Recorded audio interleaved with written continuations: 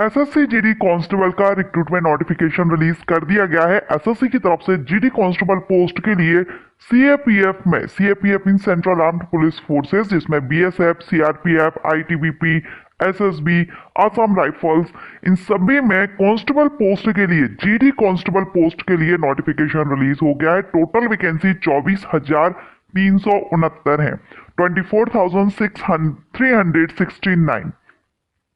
Online application इसके start हो गए हैं। योग्यता क्या होनी चाहिए, तो वैसे आप सभी जानते होंगे, जीडी कांस्टेबल, जो कांस्टेबल की पोस्ट है, इसके लिए 10th पास कैंडिडेट एलिजिबल होते हैं। मेल फीमेल सभी कैंडिडेट इसमें अप्लाई कर सकते हैं। एज क्राइटेरिया क्या है, salary, application fees, selection process, PET, PST, medical test, ये सारे पॉइंट्स मैं आपके इस वीडियो में क्लियर करूंगी। नोटिफिकेशन हम देख लेते हैं और नोटिफिकेशन में सारे पॉइंट्स क्लियर करते हैं। काफी टाइम से वेट हो रहा था, एसएससी की कोई वैकेंसी नहीं आ रही थी और जो आनी थी वो भी डिले चल रही है, लेकिन फाइनली एसएससी की तरफ से जीडी कांस्टेबल का नोटिफिकेशन रिलीज हो गया है। चलिए इसका नोटिफिकेशन देख लेते हैं। ये रहा इसका नोटिफिकेशन, एसएससी की तरफ से रिलीज हुआ है। सबसे पहले यहाँ पर देख रहे हैं आप, constable GD in central armed police forces, SSF, rifleman GD in Assam rifles and स्पॉय in narcotics central, NCB narcotics control bureau examination 2022। तो यहां पर इंपोर्टेंट डेट देखेंगे। अप्लाई करने के लिए ऑनलाइन एप्लीकेशन स्टार्टिंग डेट है 27 अक्टूबर। 27 अक्टूबर से रात से इसका एप्लीकेशन, ऑनलाइन एप्लीकेशन स्टार्ट हो गए। लास्ट डेट रहेगी 30 नवंबर 2022। 27 से लेकर के आप 30 नवंबर 2022 तक अप्लाई कर सकते हैं।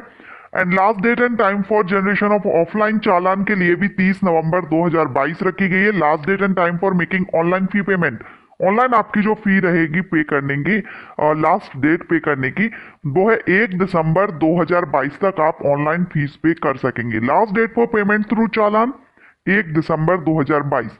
एंड इसमें कंप्यूटर बेस्ड एग्जामिनेशन होता है। कंप्यूटर बेस्ड टेस्ट आपका जनवरी 2023 में रहेगा एसएससी जीडी कांस्टेबल पोस्ट के लिए। अब यहां पर दिया गया है, the staff selection commission will conduct an open competitive examination for recruitment to the post of constable general duty, constable GD in BSF, CISF, CRPF, ITBP, SSF, SSB and Assam rifles और NCB में स्पॉय के लिए ये vacancy notification release हुआ है। The examination will be advertised by SSC based on vacancies intimation by MHA। तो यहाँ पर ये एप्लीकेशन ऑनलाइन आपसे अप्लाई किए जा रहे हैं, इनवाइट किए जा रहे हैं ऑनलाइन मोड से। एसएससी की ऑफिशियल साइट से आप इसमें अप्लाई करेंगे। कंप्यूटर बेस्ड एग्जामिनेशन, हिंदी और इंग्लिश दोनों में से किसी भी लैंग्वेज में आप ये एग्जाम दे सकते हैं। सिर्फ हिंदी और इंग्लिश दो ही लैंग्वेज रहेंगी एग्जामिनेशन के लिए, अदर किसी लैंग्वेज में आप ये एग्जाम नहीं दे पाएंगे। हिंदी और इंग्लिश में से जो भी आपका मीडियम हो उसमें आप ये एग्जाम दे सकते हैं। सिलेक्शन प्रोसीजर में PET, PST, detail medical examination भी आपका इसमें रहेगा। ओके, सो यहाँ पर हम देखेंगे अब यह पूरा, यहाँ पर हम देख लेते हैं सैलरी सबसे पहले। तो इसमें जो सैलरी दी गई है, पे स्केल लेवल 1 से 18,000 से 56,900 सैलरी रहेगी, लेवल 1 से इसमें रहेगी। और स्पॉय की जो एनसीबी में रहेंगी वैकेंसी, उसके लिए जो पे रहेगी वो लेवल 3 से रहेगी, 21,700 से 69,100। यहाँ लेवल 1 से तो है आपका एनसीबी के लिए। एनसीबी में जो आपकी पोस्ट है उसके लिए सैलरी लेवल 1 से रहेगी। एंड अदर जितने भी डिपार्टमेंट्स है, मीन सीआईएसएफ, बीएसएफ, जो भी सीएपीएफ में है, उनमें आपकी सैलरी लेवल 3 से रहेगी, 21,700 से 69,100। ओके, अब यहाँ पर हम पोस्ट देखेंगे, कैटेगरीज 22 पोस्ट दी गई है। तो बीएसएफ में जो टोटल पोस्ट है वो है 8,922। बीएसएफ में 8,922 टोटल पोस्ट है मेल के लिए, और फीमेल के लिए 1,575। तो इस तरह से जो बीएसएफ है, बीएसएफ में टोटल जो पोस्ट है वो है 10,497। 10,497 पोस्ट सिर्फ बीएसएफ में। सबसे ज्यादा जो एसएससी जीडी कांस्टेबल की वैकेंसी है वो बीएसएफ में है।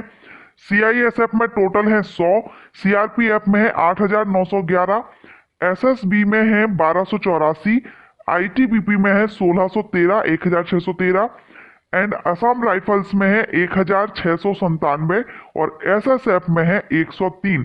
सबसे ज्यादा है बीएसएफ और सीआरपीएफ। ये दो जो सीआरपीएफ और बीएसएफ दो फोर्सेस है जिसमें सबसे ज्यादा वैकेंसी आई हुई है एसएससी जीडी कांस्टेबल की। एनसीबी में जो वैकेंसी है टोटल वो है 164। सो इस तरह से यहाँ पर टोटल जो वैकेंसी है 24,369 टोटल वैकेंसी है एसएससी जीडी कांस्टेबल के लिए।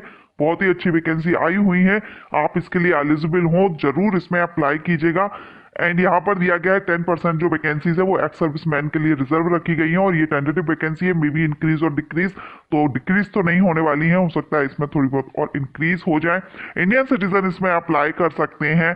CRPF and ARR state UT area wise hints candidate must submit domicile. तो आपको यहाँ पर डोमिसाइल सबमिट करना रहता है जो भी आपका रहता है, जिस भी स्टेट से हैं, जिस भी जॉन से हैं। एज लिमिट 18 से 23 साल रहेगी। 1 जनवरी 2023 के बेस पर ये काउंट की जाएगी।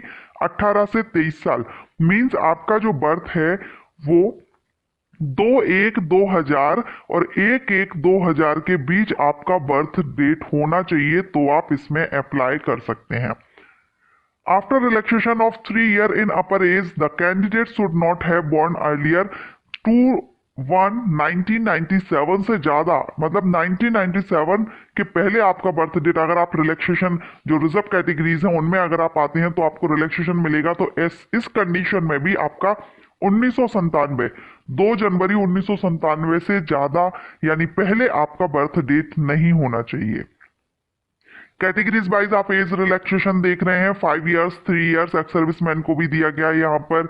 ओके, सो इसको आप देख लीजिएगा। एजुकेशन क्वालिफिकेशन, एजुकेशन क्वालिफिकेशन में आपको सिर्फ इसमें 10th पास मांगा जाता है। अगर आप 10th पास हैं तो आप इसमें अप्लाई कर सकते हैं, और अगर आप 12th पास भी हैं 10th बेस पर अगर आप अप्लाई करना चाहते हैं तो आप इसमें अप्लाई कर सकते हैं। सो मिनिमम क्वालिफिकेशन इसमें 10th पास रिक्वायर्ड रहती है, और आपको हिंदी इंग्लिश की नॉलेज होनी चाहिए क्योंकि आपका जो एग्जामिनेशन है वो हिंदी या इंग्लिश दोनों में से किसी एक लैंग्वेज देना होगा। अब यहाँ पर अगर आपने एनसीसी सर्टिफिकेट आपके पास है तो आपको यहाँ पर मार्क्स बोनस मिलते हैं, जैसे कि एनसीसी सी सर्टिफिकेट के लिए 5% of the maximum marks of the examination का रहेगा, उसका 5% आपको दिया जाएगा।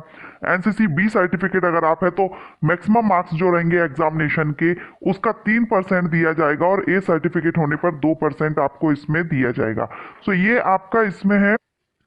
एप्लीकेशन फीस आप सभी जानते हैं एसएससी की तरफ से जो भी वैकेंसी आती है उनमें 100 रुपीज एप्लीकेशन फीस होती है, सिर्फ general and OBC male candidate के लिए।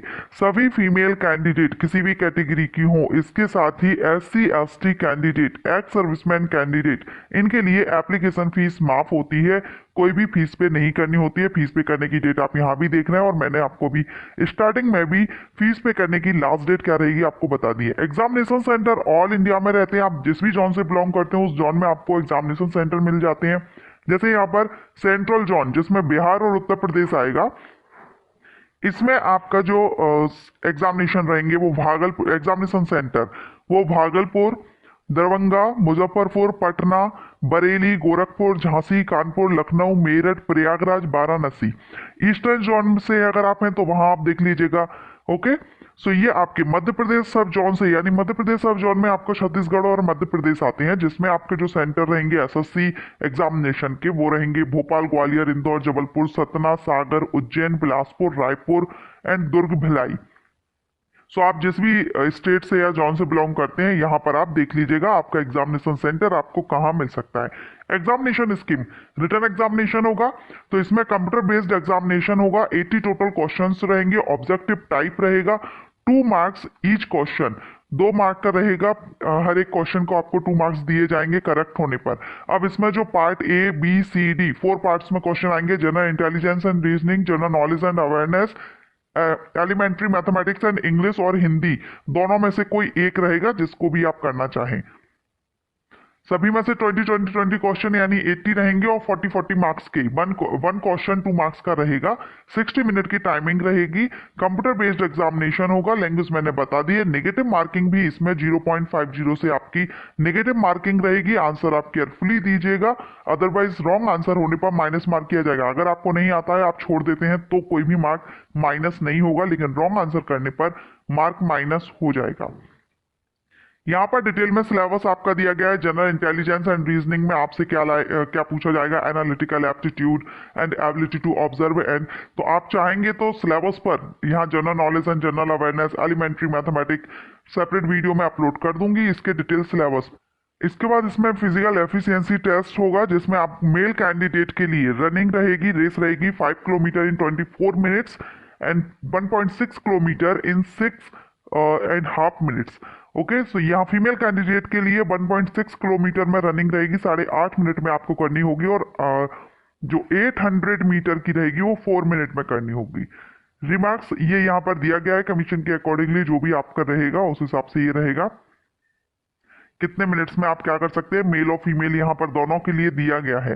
फिजिकल स्टैंडर्ड टेस्ट यानी पीएसटी, तो इसमें आपका हाइट वगैरह चेक की जाएगी, हाइट वेट। मेल कैंडिडेट के लिए हाइट 170 सेंटीमीटर, फीमेल के लिए 157 सेंटीमीटर जनरल कैटेगरीज के लिए है। अगर आप एसटी कैंडिडेट हैं तो मेल कैंडिडेट को 162.5 सेंटीमीटर और फीमेल के लिए 150 सेंटीमीटर। अगर आप नॉर्थ ईस्टर्न जोन से बिलोंग करते हैं तो 157 सेंटीमीटर मेल कैंडिडेट के लिए, 147 सेंटीमीटर फीमेल कैंडिडेट के लिए। एसटी कैंडिडेट है तो 160 सेंटीमीटर मेल कैंडिडेट की हाइट होनी चाहिए, 147 फीमेल कैंडिडेट की हाइट होनी चाहिए। अगर आप हिली एरिया से बिलोंग करते हैं, मराठास हैं, या अगर आप यहाँ पर देख रहे हैं हिमाचल प्रदेश, आसाम, जम्मू कश्मीर, लद्दाख, तो 165 सेंटीमीटर मेल कैंडिडेट के लिए हाइट होनी चाहिए, फीमेल कैंडिडेट के लिए 155 सेंटीमीटर। इसके अलावा चेस्ट मेल कैंडिडेट के लिए 80, अनएक्सपेंडेड में 80 सेंटीमीटर और 5 सेंटीमीटर आपका मिनिमम एक्सपेंशन होना चाहिए, यानी मिनिमम 85 सेंटीमीटर एक्सपेंशन के साथ में। ओके, अब यहाँ पर दिया गया है रिलैक्सेशन, तो आप अपनी कैटेगरी के हिसाब से यहाँ पर रिलैक्सेशन देख लीजिएगा कितना दिया गया है। वेट आपकी हाइट के अकॉर्डिंगली चेक किया जाता है कितनी हाइट है। इसके बाद होगा मेडिकल एग्जामिनेशन। मेडिकल एग्जामिनेशन में यहाँ पर दिया गया है एंड देन डॉक्यूमेंट वेरिफिकेशन। कौन कौन से डॉक्यूमेंट्स रिक्वायर्ड रहेंगे आप देख रहे हैं। Aadhaar card, print out of e card, voter ID card, driving licence, PAN card, ये आपकी आइडेंटिटी में इस पे पूछा गया है। 10th की मार्कशीट रहेगी जिसमें आपका बर्थ सर्टिफिकेट रहेगा।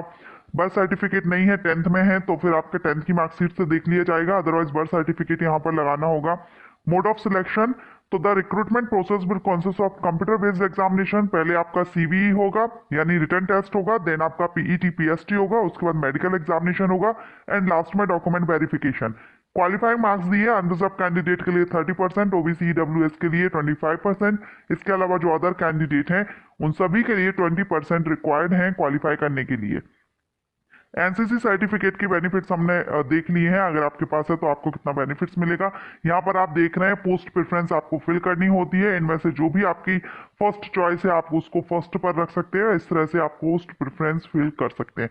ओके, सो सारे पॉइंट्स हमने इस वीडियो में क्लियर कर लिए। काफी अच्छी वैकेंसी है और वैकेंसी भी काफी अच्छी मात्रा में आई हुई है। 10th पास कैंडिडेट अप्लाई कर सकते हैं, 12th पास कर सकते हैं, और अगर आपने ग्रेजुएशन किया है तो भी आप इसमें अप्लाई कर सकते हैं। मेल फीमेल और इंडिया से अप्लाई कर सकते हैं। अप्लाई करने से पहले एक बार जो नोटिफिकेशन है जरूर चेक कर लीजिएगा एसएससी की ऑफिशियल साइट पर, और एसएससी की साइट से ही आप इसमें ऑनलाइन अप्लाई कर सकेंगे। आई होप आपको ये वीडियो पसंद आया हो। वीडियो पसंद आया हो तो लाइक कीजिएगा।